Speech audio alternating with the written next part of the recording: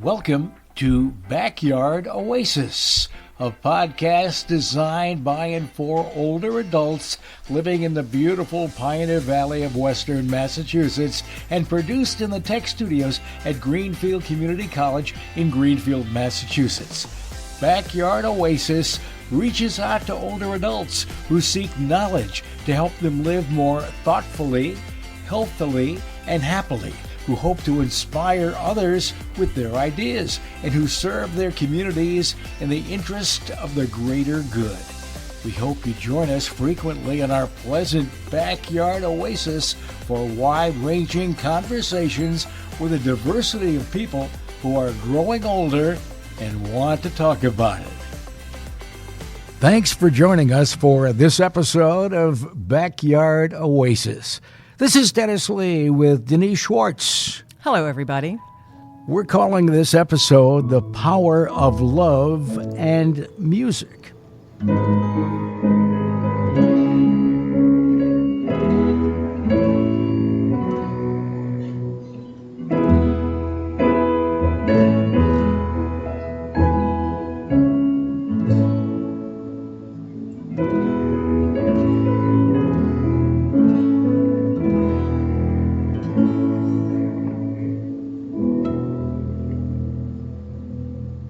Our guest is writer, storyteller, composer, and musician Nick Kachulis.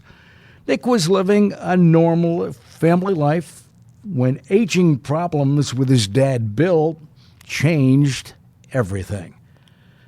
Well, Nick, you went through a lot. Things were normal. So tell me about when you first realized that things were not normal. First of all, welcome. I should officially say that. But beyond that, I've known him for a long time, so I feel like everybody knows him. But anyway, tell me what it was like, what you remember when everything hit the fan. Well, Dennis, I want to give you a little of my backstory first, and then I think it will really locate what an impact having my father in our house was for us. I grew up in New York City. I'm a musician. I play jazz piano and the Great American Songbook. I also compose for films and TV. I also do storytelling in schools about ancient Greece, connecting different kind of curriculums. I always was interested in writing and storytelling and also visual things. The thing about my dad, well, what if I told you that until his mid-90s, my father lived in a neighborhood where people called him by his first name. He took walks, sang every day, and danced a few times a week. He spoke 2 languages. He played cards almost every night with his family. He went to parks and concerts and baseball games. He read aloud an hour or 2 a day, and he heard and said, "I love you," every morning and every night. How would we describe his life? And he had dementia. He was being cared for constantly. He had some serious health problems, and he was declining. What's the real story? What's more important? What's more accurately defines him? Maybe we start to change things. Maybe we think of elders instead of the elderly. Love and enjoyment instead of, or at least in addition to, care and treatment. Flourishing and rebirth instead of dementia and decline. I think it's time to ask different questions about aging and to start to change the language of aging. Oh, I agree with you there. Let's keep talking about that whenever you can, Nick. Yeah, I mean, language is important, it's powerful, and it makes a difference. Yes, it does. But what actually happened? I want to get back to I get the specifics of his life, and we'll get to that. But I'm interested what happened to you. You were a normal guy with a normal life, and then all of a sudden, what changed? Did it happen over 6 months? I don't think taking care of an elder is not normal. So that's the first thing. I think it is normal life. I think we moved my parents here to a condo when my mama had a stroke. My dad took care of her for 7 years. And when she passed, he just collapsed. He was completely defeated. He was hopeless. He was bewildered. He was alone. We brought him in to live with us, and I assumed, and I was right in assuming that it really enriched his life to live with us. What I did not expect was the impact on my life. was the enrichment in my life. I think everybody benefits by having elders in close proximity. Elders, of course, but I think middle-aged people would benefit more. They could maybe glean some wisdom. Maybe people older than us know more than we do about some things. And I think young people and children would just flourish in all this attention from older people, and in order to have the opportunity to repay that gift. When my dad moved into us, with us, all his pleasures in life had vanished. Reading, baseball, walking, socializing with people. Basically, his world had collapsed. To give you an example, with reading, my dad read 2 to 4 hours a day into his early 90s. When he moved in with us at 92, he couldn't put 2 words together on a page. But gradually, through patience and through hard work, 2 years later, he could read out loud an hour and a half a day. Wow. Now, what did you do? Because I know that there was a process. So at what point were you home and you said, well, I've got to do something. I just can't let him age and he's going away from us.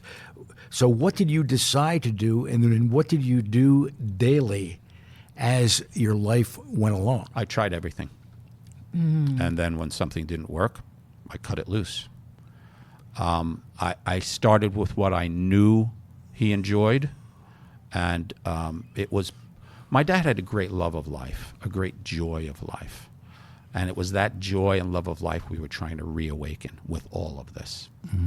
So, for instance, with reading, I literally started with 1 word at a time, or I started reading out loud to him, and gradually brought him along. I even went back and I started with a Greek preschool reader, because he also spoke Greek, to the most simple, basic aspects of language. And what did he do when you first started doing that? Was he confused about it, or was he eager? He just glazed over and fell asleep. Oh. I mean, it took a lot of times. Quality is everything, except quantity is everything too. It took a lot of times, over and over again. The same thing with getting him to move, getting him to just even walk around the house. By the end, he was taking 2 walks a day. Around the house, or did he venture outside? Outside. Eventually, we were taking 2 half-hour walks a day. That is huge. So in a sense, we became our own daycare program for one, elder daycare program. We just thought, well, my wife would constantly call up from work and say, you know what, Papu, which is grandfather in Greek, you know what he would love? You know what's going on this week, Saturday in Amherst? Let's take him there. Our attitude was, whatever it is, let's do it. Now, you told me a story which I've got to mention here. You're very into Greek culture. You took him to Springfield, to Glendy, which is a Greek festival. Right. And you told me a story about the fact that your dad walked in a shuffling manner. Right. Okay, but you decided he should get up and listen to the music. Nick, what happened? Well, that's actually a combination of 2 things. First of all, my dad resisted almost everything that we tried to get him to do.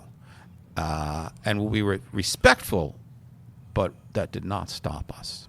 So the Glendy story was, we tried to get him into a car, and he's kind of fought us and tussled, and we got him in the car, and we got there, and he was just sunken into this thing. And we finally stood him up, and we both grabbed his hands, my wife and I, and there's a circle dance going on. And as soon as the music started to play, he started to move. It was almost this precognitive sort of experience for him. And those dancers were locked in his body, and he just started to dance. The dementia shuffle is also an interesting thing, because it's a very well-known look that people who have dementia have. They shuffle along, they look downcast. Because of my background as a musician, I knew the Great American Songbook very well. I knew it on the piano, and I gradually learned the words. And one day we were walking in the street. This was several years in. And I started to sing as we walked. I just sing in the house a little bit. And his whole body changed. He straightened up. He started to walk with authority. He beamed. Now, he sang gibberish, but he was there. And he always joined the chorus. He always had the chorus. And we became famous in the neighborhood. You could hear us 2 blocks away. You could hear us through closed doors and windows. Nick, I love hearing this because I'm going to take 1 minute to say, my dad sounds a lot like yours. My dad has been gone for some time now. He didn't have dementia, but he always sang. His family, there were 12 kids in the family. There was always a piano and everybody sang. And after my mother died, he was alone. So what did he do? He walked the neighborhood and he sang. And I would say to him, Dad, don't you think the neighbors, do they want to hear that? And he said he didn't care because singing was his therapy. Music was his therapy. Doesn't that sound real familiar to you? Yeah, music of all the modalities, and we used a lot of modalities. It is the most direct because my dad had something called aphasia, which is a language impairment. And for him, it came out in reading and speaking sometimes. Now, as I said, we fixed that in reading. Now, he would read an hour and a half a day sometimes out loud. If you asked him the next day or even an hour later, he necessarily wouldn't remember, but it was coherent. But the thing with the speaking was very interesting because sometimes he would be reaching for a word and he would just kind of be gibberishing, it would be sort of a little nonsensical. But I started to listen differently. And I started to think, for my dad, he was living in a world of feelings and emotions, not so much a world of ideas. And so, for instance, if I listened to him as if he was a poet, it all made sense. If he said, give me a rug for my boat, I knew he wanted a blanket for his feet. We got in the car and he said, hit the prawl. That meant start the engine. So I started to understand his language and I started to realize that he was like an expressionist poet.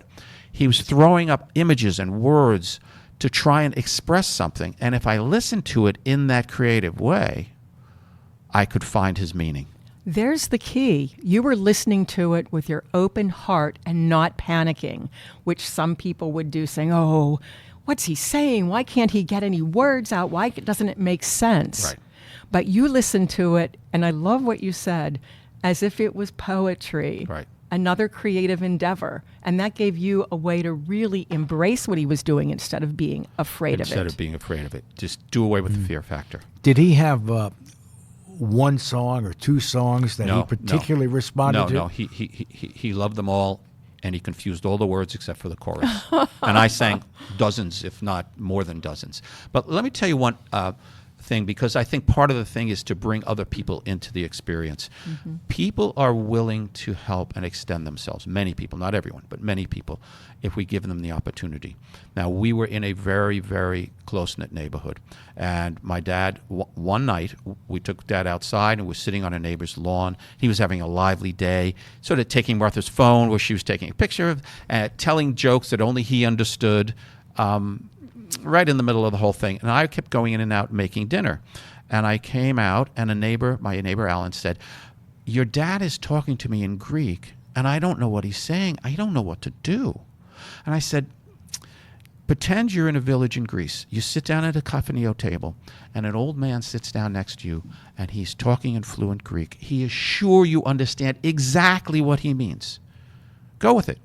So I went in the house. I came back again, and there were Dad and Alan in uproarious conversation, backslapping, waving their hands like old Greek friends in the village. And for that moment, they were. So here's the key to me. We have the moment. Don't think because somebody doesn't speak your language, they speak no language. Dad was speaking Bill, and I understood him, and other people could understand him too if they took the time to listen and they thought with their imagination. And that reminds me of how maybe what his physical, emotional, and medical condition was could be thought of as being in another country. Because what you just described in that Greek scene was what it's like when you go to another country as a very able-bodied and aware person, right, and you don't speak the language. And somehow you find a way to say, I'm doing fine. Yes, I'd like to have that to eat, please. And thank you. And how are your children? And you're able to do that without knowing the language. Right. So maybe that's a way to look at it. Dad was in another country. I'm going to go visit him there, and he's visiting me in mine. Right. And there's a lot more overlap. I mean, The wires sometimes clearly got crossed, but when the wires aligned, he knew more of what was going on than I think people realized. As if, to use your analogy, when somebody comes from another country and does not speak the language, sometimes people will speak slower and louder. Trust me, they could have a PhD in physics. It doesn't mean they don't understand. They just can't grasp the language. That's right. Right. How about with, I know sports is part of what you got involved in. As a matter of fact, we're going to talk about a performance you put together, Life with Bill. And one of the photographs that I had the great pleasure of taking, although I didn't know your whole story, but somebody said, bring a camera, and I did. And you had a New York Mets blanket that you used as part of the props. Baseball was part of his whole being as well. Right. How did that play into what we're talking about or what happened? So baseball was his ruling passion. Baseball and learning and his family were the three most important things to his life. And it became a conduit into his world. When I started to read with him and get him to read, it was baseball books. It was coffee table baseball books that sort of sparked his interest. The blanket is symbolic in some ways because it represented his home team of the Mets and all that. But it was also what we wrapped him in at night when he watched TV and sat with my wife and we watched a baseball game. So there was this sort of nurturing quality to it all. One day we took him outside. He was watching my son and I play baseball, and he said, "Oh, they don't know how they're doing it." And we took him outside and we gave him a bat, and I pitched to him. And I pitched to him, and I pitched to him, and I pitched to him, and he kept missing. And then we gave him a big red bat from my kid's T-ball days, and he kept missing. And he must have swung 70 times. I said, "Dad, why don't we take a break?" He said, "Oh, no, come on, I'll hit it. Come on, throw it again. Finally, he hit the ball, and my wife grabbed him by the hand and ran towards first base. And after half an hour, and then he wanted to do it all over again. Oh, you're going to make me cry, Nick. That's wonderful in terms of, well, we all have things from our childhood. Baseball was part of your childhood, obviously part of his as well. So I want to point out, though, that, I want to tell you a story about a crisis he had and how that played out, because I think it speaks to the limitations that we hear around us in terms of people aging. My family and I went out west on a vacation, and we hired somebody to stay with Dad, and we got a call, and he was in this major health crisis. We came back, and the predictions were just dire and basically horrible. We happened to know the admitting physician in the ER room, and he told us, "I never saw somebody so far off the bell curve as your father survive." We hired some health aides to come in and help. The first one later told us, when the agency sent me in, they said he will probably die in a few days, a week tops. But gradually, we worked at it. Everyone thought he was finished. There was this parade of professionals, even friends and family, all said, "He's done." Most poor people thought we were naive, ill-informed, living in a fantasy world. We ignored them. We lived in what Quincy Jones once called cynical optimism. We started with my dad, one sip of water at a time, one word in a song. And gradually, it came back. In several months' time, he was eating full meals. In several months' time, he was dancing in the kitchen with a health aide. He was walking in the neighborhood, and he was reading an hour and a half out loud a day. He lived another 2.5 years.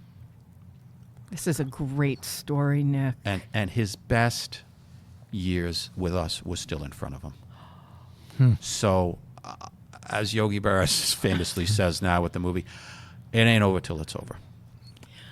You know, I know we're winding down now, but I did want to just say one thing. You keep saying we.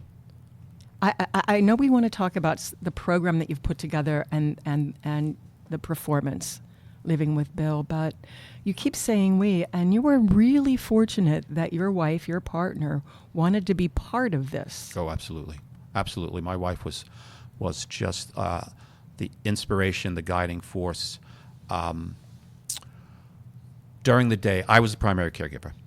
During the day, Dad and I were like the dynamic duo. But when my wife came home, she made it a family. And her devotion and dedication to the entire experience of taking care of him never wavered. At the end of everything, a month after, my wife said something once that really struck me, because I said, well, what if it gets to be too much? She said, we'll work it out. Wow. We're not trying to fix him. We're giving him a life. And that became the guiding principle. About a month after my dad passed, my wife and I, Martha, my wife and I were walking, and she turned to me and she said, taking care of your dad was the most profound experience of my life. Oh my gosh. So that just took my breath away. Her connection to it all. Were you close beforehand? Was the whole family very tight beforehand? Yeah, I mean, I would say, although we didn't live in close proximity, but you don't know how people are going to react, even your own self. But sometimes strangers would step out of nowhere. I mean, casual acquaintances would step up. People in stores say, hey, how's your dad? Neighbors, people giving us food. But my wife, I wouldn't say I couldn't do it without her, because I happen to feel that I would have found a way. But boy, was it easier and more pleasant and more fun. Aww. And he adored her. He just adored her. I mean, you would constantly see them walking in the neighborhood holding hands. You know, when I wasn't singing with him, she was taking him to the playground to watch children play. So I wanted to ask about, if somebody's listening to this, and obviously it's a great story. As Denise said, she had tears in her eyes. It's obviously a wonderful story. So if somebody's listening to this right now and they're going through something like this, not exactly, because every patient is different, every life is different, how would you think that someone should start thinking about this? I think it's the approach. I mean, practical knowledge and resources, those can be had. Those are out there. But I think part of the thing is, I'm not saying somebody should or shouldn't do this. I'm saying we did it. I'm saying it's an opportunity for you to do it. And I'm saying that we are never sorry we did it. That doesn't mean it wasn't hard. It means it was worth it. Mm-hmm. I guess I have a couple of guiding principles that always help me. One was that cynical optimism. Another one was, we didn't bemoan dementia. We embraced it. How? I mean, how can you even, those sort of don't go together. You've given us examples how you did, but those words kind of don't go together. The same so there are moments, I mean, there were moments of bewilderment, fear, fright. We were overwhelmed, but there were uproarious moments. There were moments of incredible fun in the house and joy. When your 95-year-old father kisses you goodnight every night and says, I love you, well, there's something there. Mm-hmm. There is something there to hold on to and to share with others. And there was a lot. I mean, my dad was a character too. And when the wires would connect, he would say insightful things. And when the wires would misconnect, he would say sometimes hysterically funny things. And I would have to call up my wife and say, you're not going to believe what he just said today. Oh my God. And we would laugh. And he would laugh. He wouldn't always understand the content, but he sensed the emotion of the house. And that brought us joy, and it brought him joy, and it was a reciprocal relationship. He was one lucky man. Yeah, well, we were lucky to have him, I'll tell you. I want to just mention, and we don't have time to get into the whole chicken soup for the soul thing, but you wrote something, if people have a chance to look for it, it's about your dad in baseball. Yes. So I just want to, rather than get into that, if people are really interested, Chicken Soup for the Soul is wonderful. So if you go to my website, nickkachulis.com, or you search lifewithbill.org, then you will find my book on my website. Mm-hmm. And so Life with Bill was a one-man show I put together with two friends, a bass player, Lynn Lovell, and a drummer, Kevin Weil. We filmed it and we have made a film of it. It's about an hour and 20 minutes. If you go to my website, you can see the trailer of the film. I'm also completing Life with Bill as a book. So it's really a live show, a book, and a film. And if anybody in the audience is interested in engaging us for the live show or the film, please come to my website. My first name, Nick, my last name, Kachulis, Kachulis, or you can literally search lifewithbill.org and it will get you to the site. And the Chicken Soup for the Soul book is there. That started me. I took notes while I was taking care of my dad. That Chicken Soup for the Soul was about taking my dad to his last baseball game.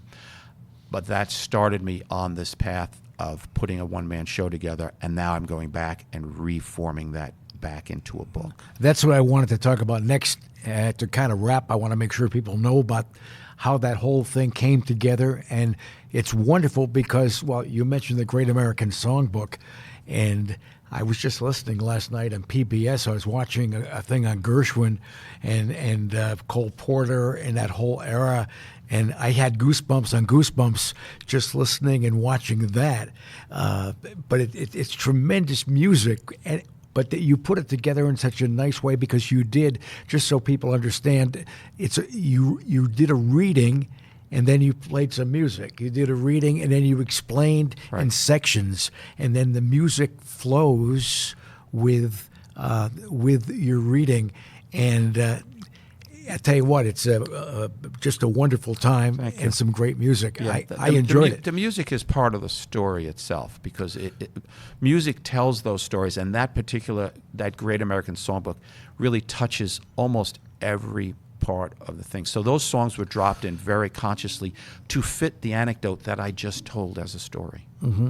So that if the song was "It's Wonderful," it was about how it's wonderful that you should care for me. And he cared for me when I was a child, and then I cared for him when he was an adult. Mm-hmm. Let's hear a little bit of that. Can we hear a little bit of something from Life with Bill? This was a performance that I had the great pleasure of watching. I didn't know when I walked in what I was getting into. Somebody said, "Can you bring a camera?" And I did. So I took Nick's picture, and he looked good, and the other members of the trio. But this was at Look Park in Florence at the Garden House. They put this together. Nick was able to convince a couple people to help him out, and a lot of people did a lot of free stuff. Almost everyone volunteered. I called up my friends. They said, "We're there. Don't even think about it." Yeah. Yeah, it was very touching. Even actually, the two cameramen who actually helped me mix the Life with Bill film were I didn't even know them, and they volunteered. And then afterwards, we spent about 6 or 7 months editing it down into a film. And I said, and they said, "Don't worry about it. We believe in this so much. We are with you." What I really want to do with these three things, this whole Life with Bill conglomerate of a story, a book story, a film story, and the live show, is spread the word. I want to make new connections, make new friends, and I want to tell people that there's value in aging, and there's value in engaging with elders, and that the more these stories get told, the more comfortable we are. We need to make a systemic shift in this culture back to elders in the world. Mm-hmm. Did you, well, you don't know exactly where it's all going to go. I know from talking to you off air that you're trying to get different people that would be interested in it. Maybe some senior centers, if somebody's got a connection with some senior centers. So I think the places I'm looking at are senior centers, college campuses, playhouses. That's for the live performance. For the film, I'm looking at film festivals, perhaps renting it where I could show the film and we could have a talk back. And for the book, I'm looking to finish it, publish it, and make it an adjunct to all those events. So it really is this whole sort of presentation. So let's hear a little music from Life with Bill. I'm in heaven. My heart beats so that I can hardly speak, and I seem to find the happiness I see when we're out together dancing cheek to cheek. Heaven, I'm in heaven. The cares at home me through the week. See the brightest light, the gallery's lucky street. When we're out together dancing cheek to cheek. Oh, love to climb a mountain and reach the highest peak. It doesn't thrill me half as much as dancing cheek to cheek. Love to go out fishing, the river far free. Doesn't thrill me half Nick Kachulis, it's a pleasure to know you. It's a pleasure to talk about your life with Bill. I didn't know your wife. I met your wife when I brought over some material for you. Nice family, and the power of music and love. I think if anybody listened to this with a half an ear, they get the connection. I don't know if there's one without another in your particular case or for your dad. And I'm thinking as I'm sitting here, gee, I wish I knew his dad. I'm thinking the same thing. And I'm also thinking how wonderful to memorialize him this way. And don't we all want to go home now and try to do that about our own parents? I hope you could connect to that. Yeah, and if you come to the show or you see the film, I think you will know my dad. I think that's because the story is universal. Everyone will either need help or give help in life. And so while the story is personal in some ways, it is a memorial, but it is more than a memorial. It is a story that we hope touches the chord of every person who reaches out to it. Thank you so much for being with us. Thank you for having me. Nick It's a pleasure. Kachulis, thanks. We enjoyed it.